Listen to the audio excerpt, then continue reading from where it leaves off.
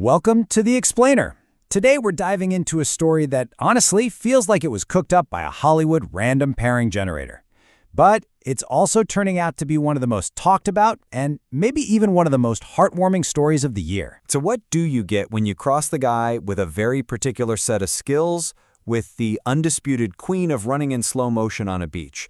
I mean, it sounds less like a real question and more like the setup for a really bad joke your uncle would tell at Thanksgiving, right? Well, the answer isn't a punchline. It's an actual, real-life romance between Liam Neeson and Pamela Anderson. And you know, the more you look into it, the more you realize this might just be the most genuine thing happening in Hollywood right now. So, how on earth did we get here? To really get this, we first have to deconstruct Liam Neeson, because for the last 15 years or so, he's basically been living a kind of double life in the public eye. See, on one side, you have this totally unlikely action star. Ever since Taken, this guy who's now in his 70s has become Hollywood's go-to person for punching bad guys. But that tough guy image hides a much quieter, more tragic figure, the devoted widower.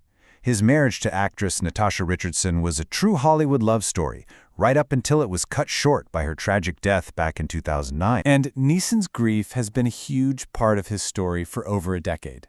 He's talked openly about how she was everything to him, and how, even years later, he sometimes still expects to hear her coming through the door.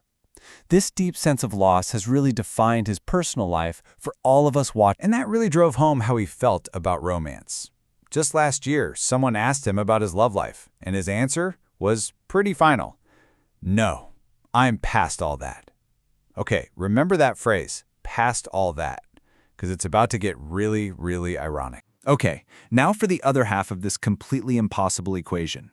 While Neeson was grieving, Pamela Anderson was on a whole different journey, one of emerging from a past where, for decades, pretty much everyone else got to write her story for her. Let's just be honest. Her romantic history has been eventful, a whirlwind of super high-profile, often chaotic relationships. I mean, from marrying Tommy Lee after knowing him for just 4 days, to marrying and divorcing Rick Salomon twice. Her love life has been a public spectacle for a very long time. And she said it best herself. She explains how that whole image just became a trap. You know, the Baywatch and Playboy thing. It became this caricature that she felt she was stuck inside, a role she had to keep playing for the whole world. But that's all changing. With her Netflix documentary, Pamela, A Love Story, and a bunch of new, really well-received acting roles, she is powerfully taking her story back. She's stepping out from behind the caricature and showing everybody the smart, tough, and deeply romantic person she's actually been all along. So you've got these two stars, both kind of coming out from under these long shadows of their pasts. So where do these two wildly different people finally meet? Well, it happens in the most perfectly absurd place you could possibly imagine. Yep, you heard me right.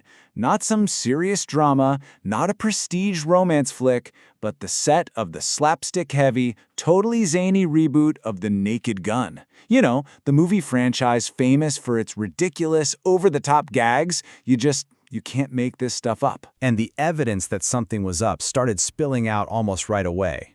Forget subtle hints. In an interview, Liam Neeson just came right out with it. He said, quote, "I'm madly in love with her." This wasn't some kind of coded Hollywood speak. This was a full-on public declaration from the guy who, just months before, said he was past all that. Pamela, on her side, was a little more playful about it. Her description of how they got to know each other on set is just perfect. She said they had romantic dinners with their assistants there just to keep things, and I absolutely love this phrase, professionally romantic. It's just a brilliant way of admitting the spark was there while still keeping everyone guessing. But the absolute best proof comes from this legendary story from the set. Apparently, the film's intimacy coordinator, the person literally hired to manage on-screen chemistry, was so overwhelmed by the real-life heat between them that they just threw up their hands and said, "It's too sexy for me. I'm going to get a coffee." When you make the intimacy coordinator blush, you know it's the real deal. Look, this isn't just another celebrity fling. The way the public has reacted has been incredible. It's almost an obsession. So, what is the deal? Why do we all care so much about this? It really seems to boil down to a few things. First, they are the ultimate odd couple. It just defies all Hollywood logic. It's also a great story of second chances, a new chapter for both of them after years of heartbreak and being misunderstood. And in a world of PR-managed relationships, this feels messy, surprising, and just completely genuine. A source close to them even described their connection as sincere, which I think is exactly what people are picking up on. And you can see that feeling reflected all over the internet. This one comment from a fan really captures the whole mood.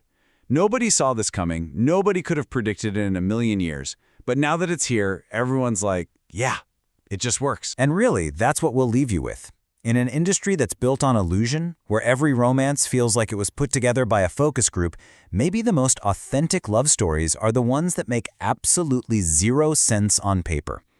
Maybe the unexpected pairing of the action hero and the bombshell isn't just a fun headline. Maybe it's a reminder that real, true connection can happen in the most surprising ways.